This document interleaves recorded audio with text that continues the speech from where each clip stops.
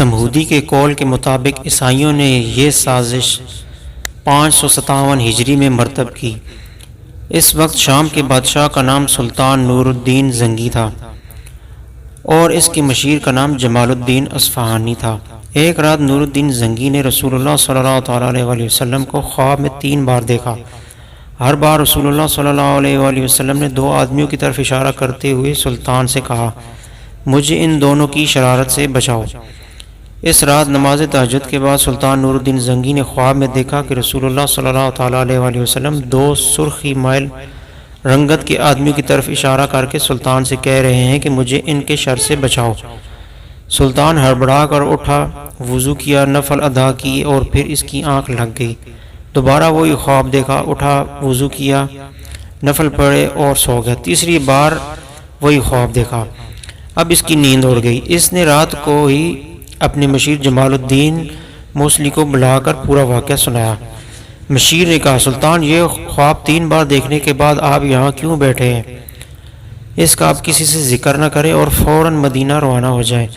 اگلے روز سلطان نے 20 مخصوص افراد اور بہت سے طوائف کے ساتھ مدینے کے لیے کوچ کیا اور 16ویں روز شام کے وقت وہاں پہنچ گیا۔ روزہ رسول پر جب حاضری دی اور مسجد نبوی میں بیٹھ گیا، اعلان کیا کہ اہل مدینہ مسجد نبوی میں جمع ہو جائیں، جہاں سلطان ان میں طوائف تقسیم کرے گا۔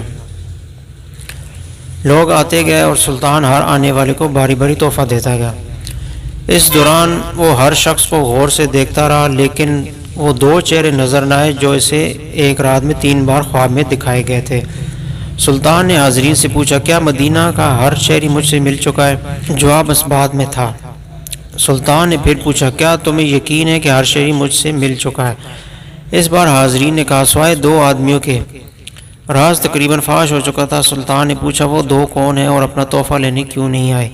بتایا گیا کہ یہ مراکش کے صوم و صلات کے پابند 2 متقی باشندے ہیں، دن رات رسول کریم صلی اللہ تعالیٰ علیہ وآلہ وسلم پر درود بھیجتے ہیں اور ہر ہفتے مسجد قباء جاتے ہیں، فیاض اور مہمان نواز ہیں، کسی کا دیا نہیں لیتے۔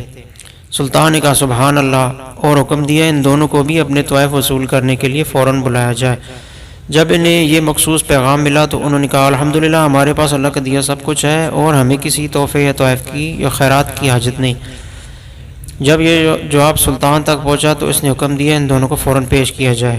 حکم کی فوری تعمیل ہوئی۔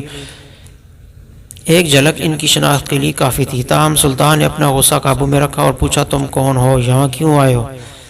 انہوں نے کہا، ہم مراکش کے رہنے والے ہیں، حج کے لیے آئے تھے اور اب روز رسول صلی اللہ تعالیٰ علیہ وسلم کے سائے میں زندگی گزارنا چاہتے ہیں۔ سلطان نے سختی سے کہا، کیا تم دونوں جھوٹ بولنے کی قسم کھا رکھی ہے؟ اب وہ چپ رہے۔ سلطان نے حاضرین سے پوچھا، یہ کہاں رہ رہے ہیں؟ بتایا گیا، روضہ نبوی صلی اللہ تعالیٰ علیہ وآلہ وسلم کے بالکل نزدیک ایک مکان میں، جو مسجد نبوی کے جنوب مغرب میں دیوار کے ساتھ تھا۔ سلطان فوراً اٹھا اور انہیں ساتھ لے کر اس مکان میں داخل ہو گیا۔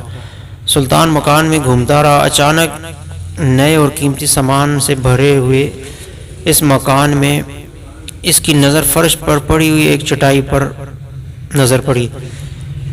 دونوں مراکش باشندوں کی ہوائیں اڑ گئیں۔ سلطان نے چٹائی اٹھائی اور نیچے ایک تازہ کھودی ہوئی سرنگ تھی۔ سلطان نے گرج کر کہا، کیا اب بھی سچ نہ بولو گے؟ ان کے پاس سچ کے سوا کوئی چارہ نہ تھا۔ انہوں نے اعتراف کیا کہ وہ عیسائی ہیں اور ان کے حکمران انہیں بہت سا ساز و سامان دے کر حاجیوں کے روپ میں مراکش سے اس منصوبے پر حجاز بھیجا تھا کہ وہ کسی نہ کسی طرح رسول کریم صلی اللہ تعالیٰ علیہ وآلہ وسلم کا جسد اقدس روضہ مبارک سے نکال کر لے آئیں۔ اس ناپاک منصوبے کی تکمیل کے لیے انہوں نے حج کا بہانہ کیا اور اس کے بعد روضہ رسول سے نزدیک ترین جو مکان کرائے پر مل سکتا تھا وہ لے کر اپنا مذموم کام شروع کر دیا۔ ہر رات وہ سرنگ کھودتے گئے جس کا رخ روضہ مبارک کی طرف تھا، اور ہر صبح کھودی ہوئی مٹی چمڑے کے تھیلوں میں بھر کر جنت البقیع لے جاتے اور اسے قبروں پر بکھیر دیتے۔ انہوں نے بتایا کہ ان کی ناپاک مہم بالکل آخری مرحلے میں تھی۔ ایک رات موسلا دھار بارش کے ساتھ ایسی گرج چمک ہوئی کہ جیسے زلزلہ آ گیا ہو۔ اب جب ان کا کام پایا تکمیل کو پہنچنے والا تھا تو سلطان نہ جانے کیسے مدینہ پہنچ گیا۔ سلطان نور الدین زنگی نے حکم دیا ان دونوں کو قتل کر دیا جائے۔ روزہ مبارک کے گرد ایک خندق کھود دی جائے اور اسے پگھلی ہوئی شیشے سے بھر دیا جائے تاکہ آئندہ کوئی بدبخت ایسی مذموم حرکت کے بارے میں سوچ بھی نہ سکے۔ اللہ عز و جل سے دعا ہے کہ اللہ پاک ہمیں اپنے پیارے نبی صلی اللہ تعالیٰ علیہ وسلم کی پکی سچی محبت عطا فرمائے۔ آمین بجائے نبی الامین صلی اللہ تعالیٰ علیہ وسلم۔